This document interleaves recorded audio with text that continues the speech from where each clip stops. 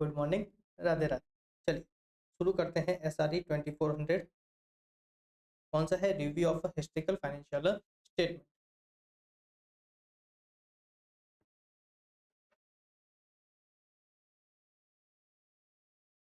सबसे पहला क्वेश्चन देखते हैं क्या है। Discuss why inquiry is important as an audit procedure in an engagement to review financial statement. तो देखिए, रिव्यू में हम बेसिकली दो प्रोसीजर परफॉर्म करते हैं। एक तो कौन सा इंक्वायरी, दूसरा कौन सा होता है एनालिटिकल प्रोसीजर। अब देखिए, इंक्वायरी से अपन को क्या मिलते हैं? रिलायबल एविडेंस मिलते हैं। मोस्ट इंपॉर्टेंटली जो मैनेजमेंट का जो इंटेंट है, राइट, मैनेजमेंट का जो इंटेंट है या फिर मैनेजमेंट ने जो एस्टिमेट वगैरह लिए, जजमेंट वगैरह लिए, उनके रिगार्डिंग हमारे पास जो प्राइमरी सोर्स ऑफ एविडेंस जहाँ से मिलता है वो कहाँ से मिलता है? इंक्वायरी से, राइट। साथ में जो मैनेजमेंट की जो history, past history of actions वगैरह है या फिर मैनेजमेंट की जो एबिलिटी टू टेक एक्शंस वगैरह है, उसके रिगार्डिंग भी हमको एविडेंस कहाँ से मिलते हैं? इंक्वायरी से, राइट। साथ में स्टैंडर्ड हमको क्या बोला था, जब आप इंक्वायरी परफॉर्म कर रहे हो तब आपको क्या करना है? प्रोफेशनल सेफ्टिसिज्म भी आपको क्या करना है? उसको प्रॉपर्ली अप्लाई करना है, क्योंकि उसी के थ्रू आपको पता चलेगा whether there is a misstatement और नॉट। साथ में इंक्वायरी से आपको क्या मिलती है? आपको है ना अंडरस्टैंडिंग मिलती है रिगार्डिंग द एंटिटीज एनवायरमेंट, और साथ में आपको पता चलता है क्या आपको अपनी अंडरस्टैंडिंग को अपडेट करने की जरूरत है या नहीं। And last but not the list, आपको एरिया पता चलते हैं जहाँ पे क्या हो सकती है? मटेरियली मिसस्टेटमेंट हो सकती है। तो देखिए, इसमें अगेन यही दिया हुआ है, आप एक बार इसको रीड आउट कर लेना। आप एक बार इसको रीड कर लेना, बहुत ईजी है। अपन नेक्स्ट क्वेश्चन देखते हैं। हाँ, ये थोड़ा सा अच्छा क्वेश्चन है। What is the significance of date of report in a review report? इसका भी आंसर सिमिलर, हमें जो ऐसे 700 के अकॉर्डिंग ऑडिट रिपोर्ट होती है, इसका इसका आंसर दोनों में नॉर्मली क्या होता है? सिमिलर रहेगा। देखिए, डेट ऑफ ऑडिटर्स रिपोर्ट का क्या सिग्निफिकेंस है? एक सिग्निफिकेंस आपको बहुत अच्छे से पता होगा क्या, कि हम वही इवेंट वहां तक, जो हमें जो डेट ऑफ रिपोर्ट होती है वहीं तक के हम क्या करते हैं? इंफॉर्मेशन को कंसीडर करते हैं, उसके बाद की इंफॉर्मेशन को हम कंसीडर नहीं करते। तो एक तो डेट ऑफ रिपोर्ट से ये पता चलता है। दूसरा, एक स्टैंडर्ड क्लियरली बोलता है कि जब तक आपको सफिशिएंट एविडेंस नहीं मिलते in order to form a conclusion, आप है ना अपनी रिपोर्ट को डेट नहीं करोगे, राइट, आप अपनी रिपोर्ट को डेट नहीं करोगे। साथ में दो और चीजें थी क्या, कि as per AFRF financial statement के जितने एलिमेंट्स है, राइट, जो वो सारे इंक्लूड ना हो जाए, उसको असेंबल नहीं कर दिया जाए, उसको प्रिपेयर नहीं कर दिया जाए, तब तक आप अपनी ऑडिट रिपोर्ट को डेटा नहीं करोगे। साथ में जो रेस्पॉन्सिबल पार्टी होती है, जो फाइनेंशियल स्टेटमेंट को क्या करेगी? ऑथराइज करेगी, वो जब तक अपनी रेस्पॉन्सिबिलिटी को एक्नॉलेज नहीं करे, तब तक आप क्या करोगे? अपनी ऑडिट रिपोर्ट को डेट, सॉरी, अपनी रिव्यू रिपोर्ट को क्या करोगे? डेट नहीं करोगे, राइट। अगेन देखिए क्या बोलता है, कि जब तक आपको सफिशिएंट एप्रोप्रिएट एविडेंस नहीं मिले, आप अपनी ऑडिट रिपोर्ट को है ना डेट नहीं करोगे। साथ में आप दो चीजें और देखोगे क्या। पहला तो जितने भी स्टेटमेंट्स हैं that comprise financial statement under the AFRF including related notes where applicable have been prepared, and जो अथॉरिटी है, those with the recognized authority have asserted that they have taken responsibility for those financial statements। और हम बताते हैं, हमने वही event, हमने जो डेट ऑफ हमारी रिपोर्ट है, हमने वहीं तक के इवेंट ट्रांजेक्शन को क्या किया है? कंसिडर किया है। तो बड़ा इजी है। चलिए अपन नेक्स्ट क्वेश्चन देखते हैं। देखिए क्या है। In a review engagement performed under SRE 2400, practitioner relies mainly on certain procedure. Naming such procedure, discuss importance of these procedure in a review engagement। तो देखिए, हम दो बेसिकली दो प्रोसीजर परफॉर्म करते हैं। कौन सा? एक तो इंक्वायरी, दूसरा एनालिटिकल प्रोसीजर्स, राइट। अब आपको उसकी इंपॉर्टेंस भी बतानी। इंक्वायरी का तो हमने ऑलरेडी देख ली, एनालिटिकल प्रोसीजर की अभी अपन देख लेंगे। आगे क्या बोलता है? Practitioner report containing outcome of review engagement in the form of conclusion also contain a description of a review of financial statement and its limitation, which statement in this aspect are to be included in the practitioner report। okay, ये वाला पहले देख लेते हैं। देखिए, जब review होता है तब हम क्या करते हैं? हम पे जो लिमिटेशन होती है, हम क्या करते हैं? उसको भी वहां पे कम्युनिकेट करते हैं। कैसे करते हैं? हम क्लियरली बताते हैं क्या। एक तो ये लिमिटेड एश्योरेंस एंगेजमेंट है। क्या है? लिमिटेड एश्योरेंस एंगेजमेंट है। दूसरा, प्रैक्टिशनर बताता है कि हमने क्या किया है? इंक्वायरी और एनालिटिकल प्रोसीजर को परफॉर्म किया है। तीसरा, ये बताता है कि यहाँ पे जो प्रोसीजर होते हैं, वो प्रोसीजर कम होते हैं as compare to audit procedure as given under the standards on auditing. इसलिए हम यहाँ पे किसी तरीके का ऑडिट ओपिनियन एक्सप्रेस नहीं कर रहे। समझ में आया? ये लिमिटेशन के स्टेटमेंट थे। अब कुछ इंपॉर्टेंट देख लेते हैं अपन एनालिटिकल प्रोसीजर की। तो देखिए, एनालिटिकल प्रोसीजर की आपको बहुत अच्छे से पता है, अपन ने पूरा स्टैंडर्ड देखा था। एनालिटिकल प्रोसीजर एक तो क्या करती है? आपको है ना जो एंटिटी की अंडरस्टैंडिंग है उसको ऑब्टेन करने में हेल्प करती है। साथ में अगर अपडेशन की रिक्वायरमेंट है या नहीं, तो वो भी क्या करती है? एनालिटिकल प्रोसीजर हेल्प करती है। एनालिटिकल प्रोसीजर क्या करती है? आपको कंक्लूजन फ्रेम करने में हेल्प करती है। एथिकल प्रोसीजर अगर कोई इनकंसिस्टेंसी है ट्रेंड्स में वगैरह तो उसको भी आइडेंटिफाई करने में क्या करती है, हेल्प करती है। एथिकल प्रोसीजर आपको क्या कर सकती है, एविडेंस दे सकती है regarding the area where there could be a material misstatement, right. ये कुछ एथिकल प्रोसीजर के बारे में भी मैंने देख लिया। देखिए पहले तो दिया हुआ है इंक्वायरी के रिगार्डिंग, ये किसके रिगार्डिंग दिया हुआ था, इंक्वायरी के रिगार्डिंग। ये किसके रिगार्डिंग दिया हुआ है, एनालिटिकल प्रोसीजर के रिगार्डिंग, राइट। और ये कौन से रिगार्डिंग है, जो लिमिटेशन को रिगार्डिंग जो स्टेटमेंट है ये उसकी बात कर रहा है। देखिए लिमिटेड एश्योरेंस एंगेजमेंट, दूसरा ये बताएगा कि हमने क्या प्रोसीजर परफॉर्म किए हैं, इंक्वायरी और एनालिटिकल प्रोसीजर। और ये बताएगा कि ये है ना ऑडिटर नहीं है, यहाँ पे जो प्रोसीजर परफॉर्म करते हैं वो सब्सटेंशियली लेस होते हैं एज कम्पेयर टू ऑडिटर, इसलिए accordingly the practitioner does not express an auditor opinion. चलिए नेक्स्ट क्वेश्चन देखते हैं क्या है।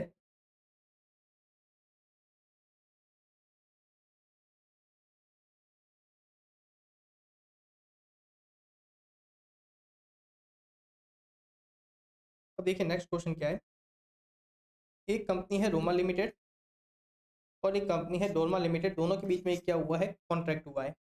अब उस कॉन्ट्रैक्ट की कंडीशन क्या है, there is a condition in the contract by virtue of which Roma Limited is required to get its financial statement reviewed for a year on a quarterly basis in accordance with the financial reporting provision of a contract.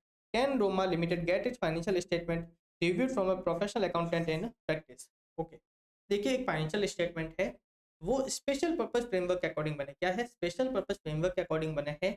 तो ये question पूछ रहा है क्या ऐसे financial statement का review हो सकता है, ऑफ कोर्स हो सकता है, ऐसे ऐसे फाइनेंशियल स्टेटमेंट का भी रिव्यू हो सकता है। देखिए क्या बोलता है answer, the above financial statement are prepared in accordance with the special purpose framework in accordance with the requirement of a contract. Financial statement prepared in accordance with the special purpose framework can also be reviewed by a professional accountant in practice and review report may be issued in accordance with the SRE 2400. चलिए next question देखते हैं क्या है।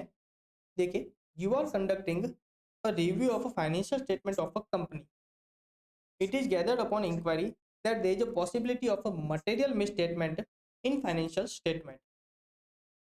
Discuss how you would proceed further in the matter under SRE 2400. देखिए अगर आपको during the review engagement जब आप परफॉर्म कर रहे हो तब आपको ऐसी कोई पॉसिबिलिटी लगे कि क्या है वहाँ पे मटेरियल मिसस्टेटमेंट हो सकती है, तो SRE 2400 क्या बोलता है, देखिए उस केस में आप कंक्लूड करना है, आपको कंक्लूड करना है whether there is a misstatement, whether the financial statement are materially misstated or whether the financial statement are not materially misstated, right. अगर आपको ऐसी कोई पॉसिबिलिटी लगती है तो आपको दोनों में से एक कंक्लूजन फ्रेम करना पड़ेगा। उसके लिए हमारे ना प्रैक्टिस में क्या करेंगे, एडिशनल प्रोसीजर परफॉर्म करेंगे, क्या करेंगे, एडिशनल प्रोसीजर परफॉर्म करेंगे, इंक्वायरी एनालिटिकल प्रोसीजर को क्या करेंगे और डिटेल में परफॉर्म करेंगे उस मैटर के रिगार्डिंग, राइट। जिस मैटर के रिगार्डिंग वहाँ पे मिस स्टेटमेंट लग रही है वहाँ पे क्या करेंगे उसको और डिटेल में परफॉर्म करेंगे और उसके साथ में अदर प्रोसीजर भी परफॉर्म कर सकते हैं जैसे कि एक्सटर्नल कंफर्मेशन वगैरह, राइट। देखिए if practitioner believe they can be material miss statement, the practitioner shall design perform additional procedure sufficient to enable the practitioner to conclude that the matter is not likely to cause the financial statement as a whole to be materially misstated, या फिर और determine that matter cause the financial statement as a whole to be materially misstated. आपको दोनों में से कोई एक conclusion frame करना पड़ेगा, मतलब आपको पॉसिबिलिटी को क्या करना पड़ेगा, आपको रिजॉल्व करना पड़ेगा। Now additional procedure focus on obtaining sufficient appropriate evidence to enable the practitioner to form a conclusion on matter that the practitioner believes may cause the financial statement to be materially misstated. The procedure may be, या तो आप additional inquiry analytical procedure perform कर सकते हो या कुछ दूसरे procedure perform कर सकते हो जैसे कि एक्सटर्नल कंफर्मेशन, राइट।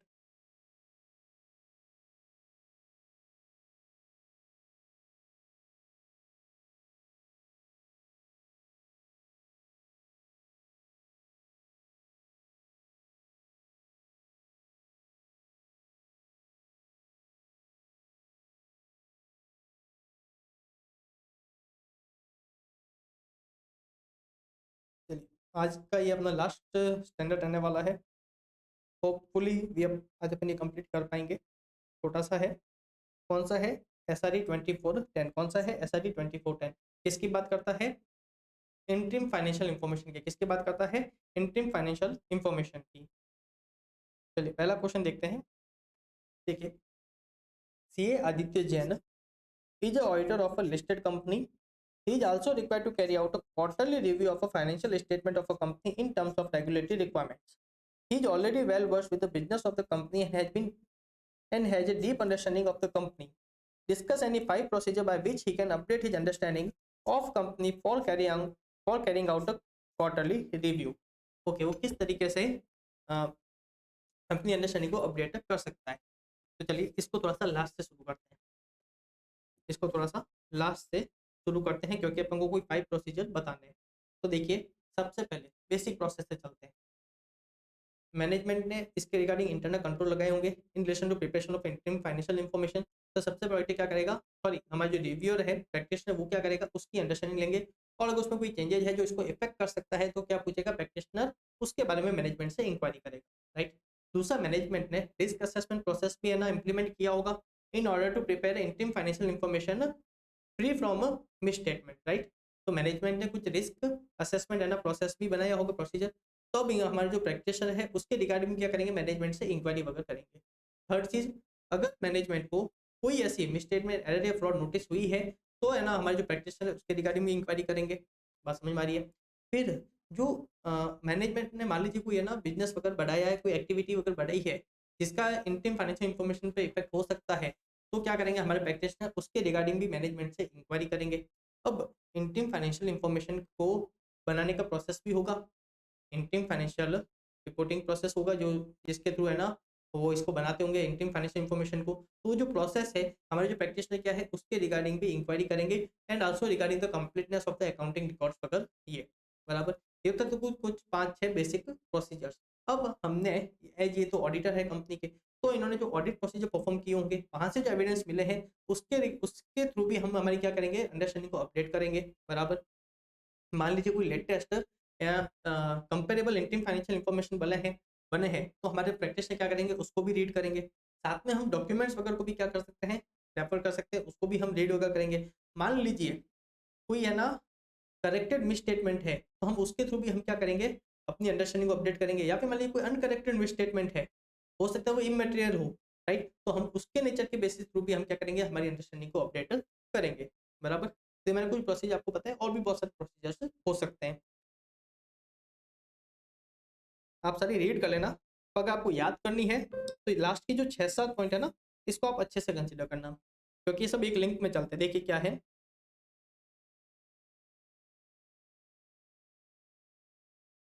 ठीक ये भी आप देख सकते हो। अगर इंटरनल ऑडिट की रिपोर्ट वगैरह है उसके बेसिस पर अगर मैनेजमेंट ने कोई एक्शन वगैरह लिया है आप क्या कर सकते हो उसको भी कंसिडर कर सकते हो। तो देखिए सबसे पहले अपन किसके रिगार्डिंग इंक्वायरी करेंगे, इंटरनल कंट्रोल के रिगार्डिंग इंक्वायरी करेंगे मैनेजमेंट से। फिर अगर मैनेजमेंट का कोई रिस्क असेसमेंट प्रोसेस है, क्या है रिस्क असेसमेंट प्रोसेस, जिसके थ्रू मैनेजमेंट क्या करती है रिस्क को असेस वगैरह करती है, राइट। तो हम क्या करेंगे उसके रिगार्डिंग भी इंक्वायरी करेंगे बराबर। फिर अपन ने क्या बोला था, जो प्रोसेस है जिसके थ्रू है ना इंटरिम फाइनेंशियल इन्फॉर्मेशन बनती है हम क्या करेंगे उसके रिगार्डिंग भी हम क्या करेंगे इंक्वायरी करेंगे ऑफ मैनेजमेंट। फिर अपन ने क्या बोली थी बिजनेस एक्टिविटी, अगर मैनेजमेंट कंपनी ने कोई अपनी बिजनेस एक्टिविटी एक्सटेंड वगैरह करी है, राइट, तो उसका क्या चेंज आएगा उसके रिगार्डिंग में हम क्या करेंगे मैनेजमेंट से इंक्वायरी वगैरह करेंगे। अपन ने इंटरनल ऑडिट देख लिया, रिस्क असेसमेंट प्रोसेस देख लिया। हाँ, considering the result of any audit procedure perform with respect to current year financial statement, हमने जो करंट ईयर में जो ऑडिट प्रोसीजर परफॉर्म किए हैं उसकी जो इन्फॉर्मेशन मिली होगी हम उसके थ्रू भी क्या करेंगे अपनी है ना अंडरस्टैंडिंग को अपडेट कर सकते हैं। ये तो थे कुछ बेसिक वाले, कितने थे 1 2 3 4 5 6 तो हो गए। फिर अपन ने क्या बोला था,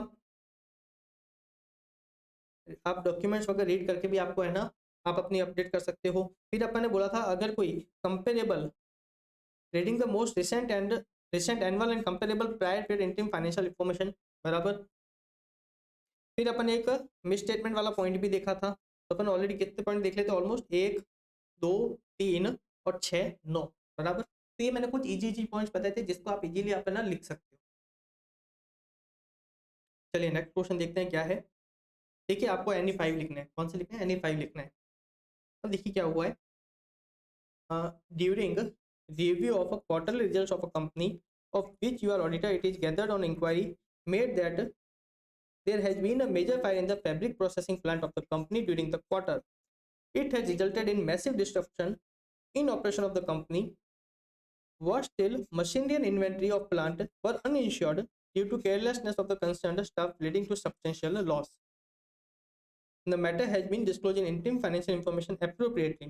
Discuss how we would proceed to deal with the same in the review report. Okay, देखिए ये जो circumstance है क्या इंडिकेट कर रहा है, there is a material uncertainty related to the going concern, right?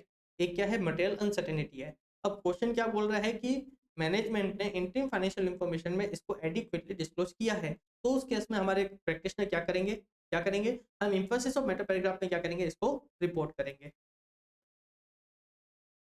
देखिए पहला तो इवेंट कैसा है, दैट का significant doubt about the going concern assumption.